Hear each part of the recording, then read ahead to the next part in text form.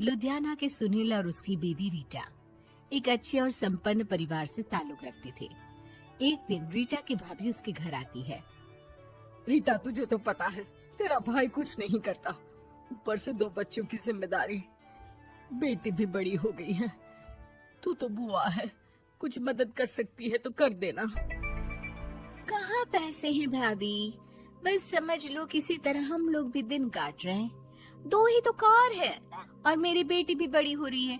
अब उसके लिए कार लेनी है तो 10 लाख का खर्चा तो लग ही जाएगा। तभी वहाँ सुनील आ जाता है।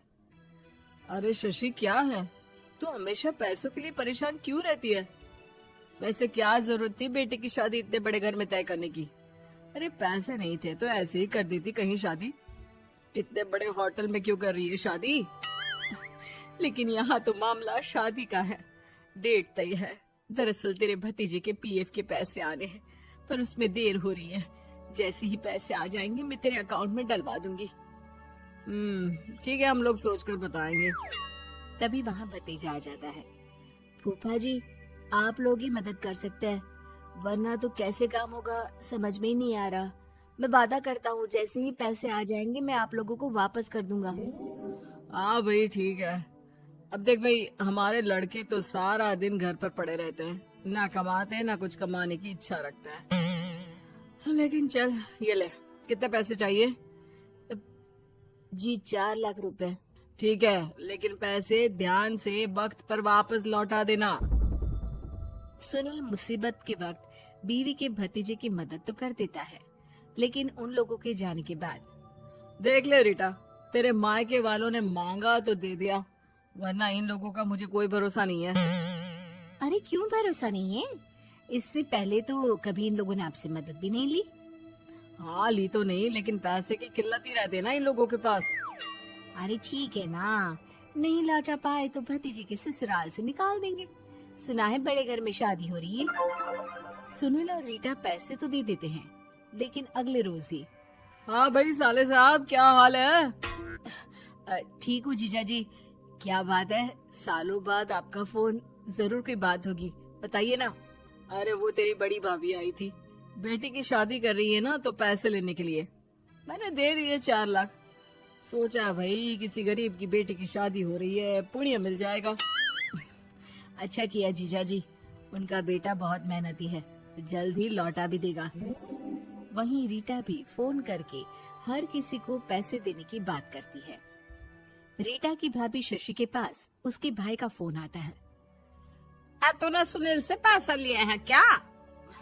नहीं भाई, सिर्फ बात की है, बोल तो रहा है कि दे देगा। वो लोग मदद करने वालों में से नहीं है, और मदद कर भी दे लेकिन समाज में गा गा कर हालत बुरी कर देते हैं। अब गाने दीजिए ना भाई, मैं क्या कर सकती हूँ, मेरे पास कोई ऑप्शन भी तो नहीं है। बेटी की अगले हफ्ते शादी जो है।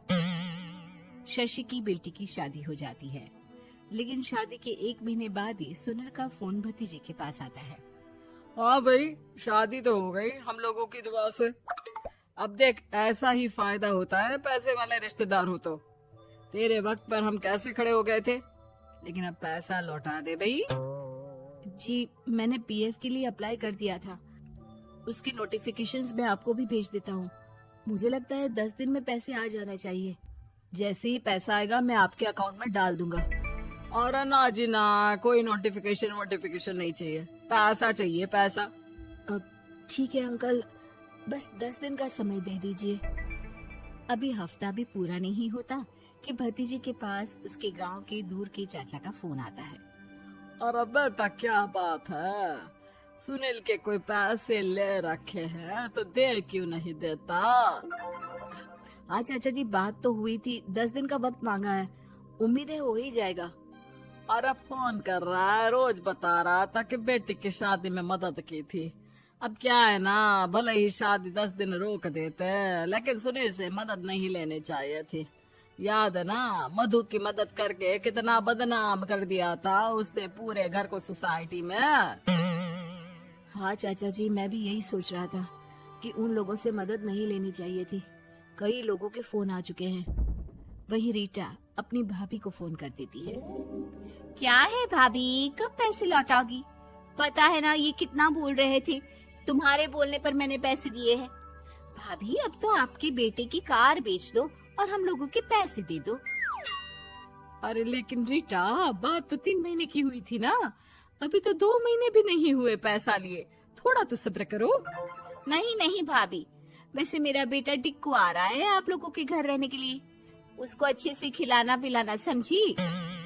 भाभी को समझ में नहीं आता कि वो क्या करे। वो बेटे से बात करती है। अरे माँ, इन लोगों से मदद लेकर सच में बहुत बड़ी गलती कर दी। मुझे खुद समझ में नहीं आता कि कैसे इन लोगों के पैसे जल्द से जल्द दे दूं। तभी डोरबेल बजती है और रीटा का बेटा टिक्कू घर में आता है। आओ बेटा, मामी के घर पहली बार आए हो रहने। आप पापा बोल रहे थे कि आप लोग पैसे का ब्याज तो दे नहीं पाओगे, तो तब तक मैं यहीं रह लूं। और हाँ, मैं एसी के बिना नहीं सो पाता। आप लोग अपना देख लेना और पैसे जल्दी लौटा देना, क्योंकि मैं थोड़ा जल्दी जाना चाहता हूँ।